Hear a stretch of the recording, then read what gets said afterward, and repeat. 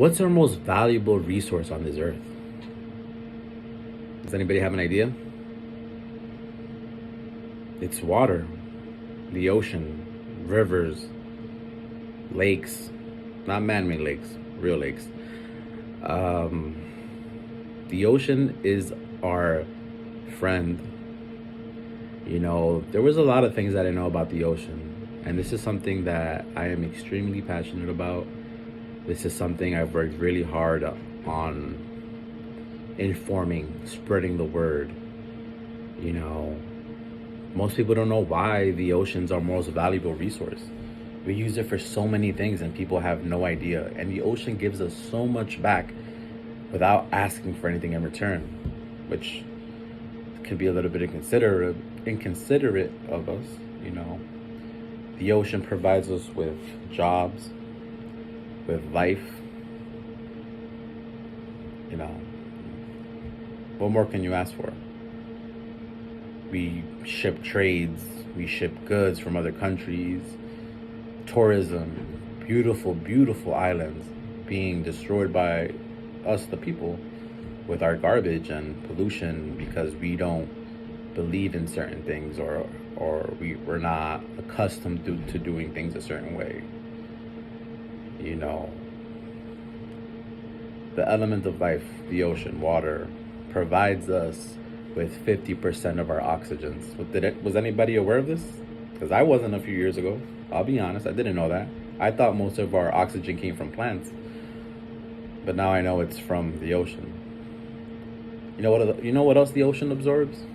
More than 50% of carbon dioxide. Did you know that? 50% of carbon dioxide the ocean absorbs. A little bit more than that. And if we don't change that, you know what's going to happen? It makes the water more acidic, which is not good for us, not good for the animals, not good for the marine life. It affects them and it affects us in the long run. And that's something that has to stop.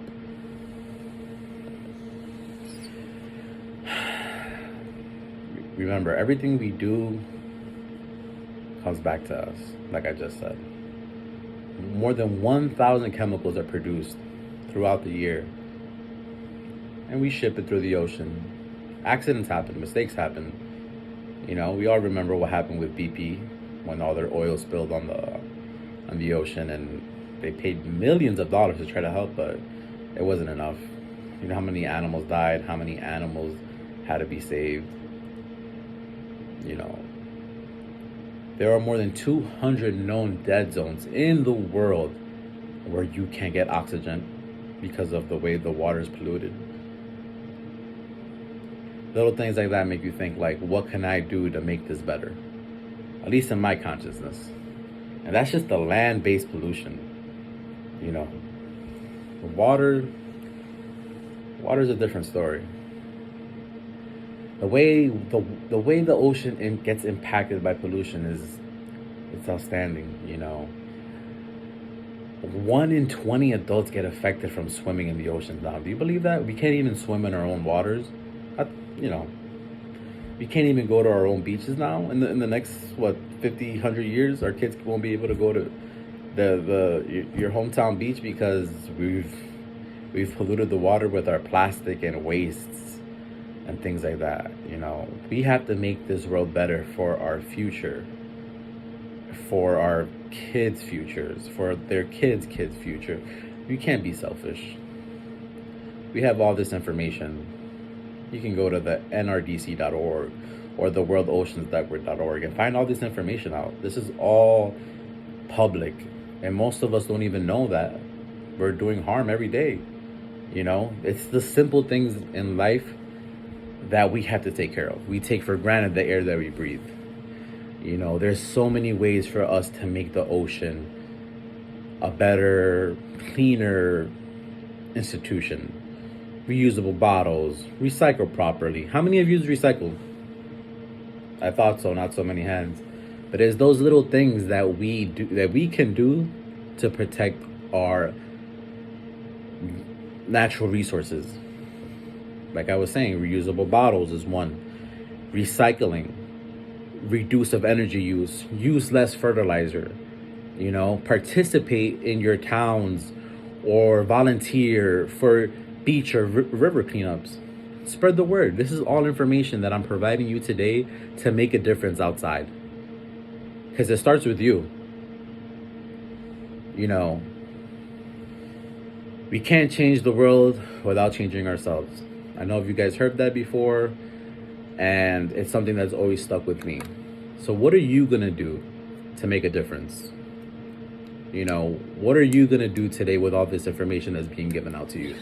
I hope it's something well, and I hope it's something you think about, So you're going to tell me you guys don't want to be swimming in the beach 50 years from now when we're all 70, 60 years old?